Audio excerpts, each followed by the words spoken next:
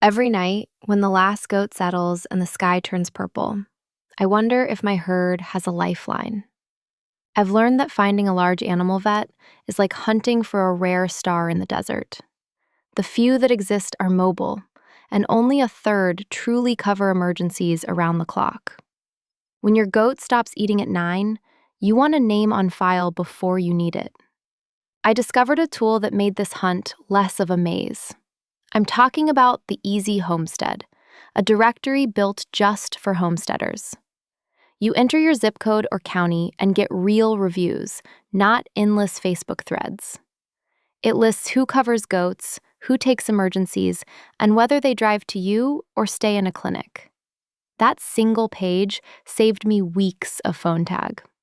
But the directory is just the start. My next stop is the local agricultural extension office. They keep informal lists of vets who actually see livestock. It's free, and the staff know who is punctual and who's booked solid. I cross-checked those names against the state's livestock vet list, and I found a few that were open to new clients. For most of us without trailers, mobile vets are the reality. A Vermont practice charges a farm call fee plus an hourly rate. They travel in routes, so their availability depends on where they are. I learned to ask each provider about their after-hours policy before I needed one. Only 1 in 3 vets offered true 24-hour coverage, so I kept a backup number. When the problem is serious, complex surgeries, herd outbreaks, I turn to university veterinary teaching hospitals. They have senior faculty, residents, and advanced diagnostics. Horses, cattle, goats, sheep, pigs, llamas, and alpacas all find a home there.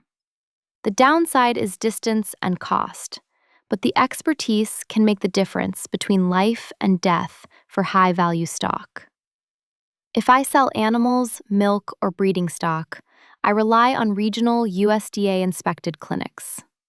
They handle health certificates, brucellosis and TB testing, and interstate paperwork. Knowing the paperwork is as important as the physical treatment. The vet's certification can be the key that opens a processing plant. Private large animal practices are my steady allies.